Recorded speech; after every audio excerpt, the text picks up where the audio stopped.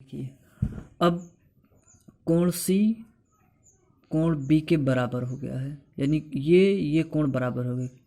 फिर से देखिएगा कैसे, ये कोण सबसे पहले हमने बराबर किया, ये कोण और ये कोण दोनों संगत कोण हैं, अर्थात ये कोण और ये कोण संगत कोण हैं। कोण सी कोण आई संगत कोण थे, तब हमने, क्योंकि ये दोनों आपस में बराबर थे, तब आर और सी दोनों आपस में बराबर हुए, क्योंकि ये इसके बराबर है। अगर और आर और ये कोण, ये दोनों कोण शीर्षाभिमुख कोण हैं, तो ये दोनों कोण आपस में बराबर हैं।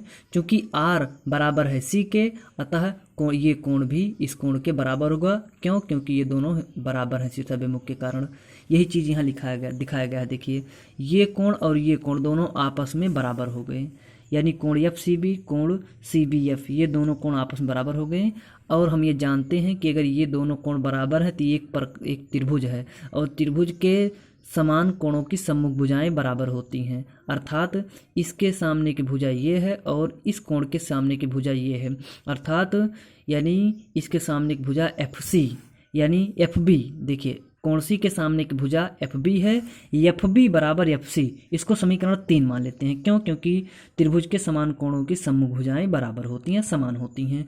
तो हो जाएगा कोण सी के सामने भुजा एफ बी है, तो एफ बी बराबर ये हो जाएगा एफ सी के बराबर होगा। अब मानते हैं कि माना दर्पण का द्वारक छोटा हो तो बिंदु जो बी है, अगर दर्पण का द्वारक ही छोटा हो तो बिंदु पी के निकट होगा।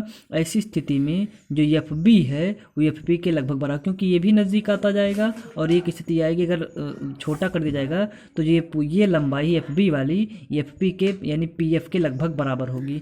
तो यही यहाँ दिखाया गया है कि एफ बी बराबर एफ पी या पी एफ हम कह सकते हैं। तो बिंदु पी के निकट होगा। ऐसी स्थिति में जो एफ बी की लंबाई है एफ बी के लगभग बराबर होगी। अब समीकरण 3 से एफ बी जो है, एफ बी के स्थान पर हम लोग क्या लिख सकते हैं? एफ सी लिख सकते हैं।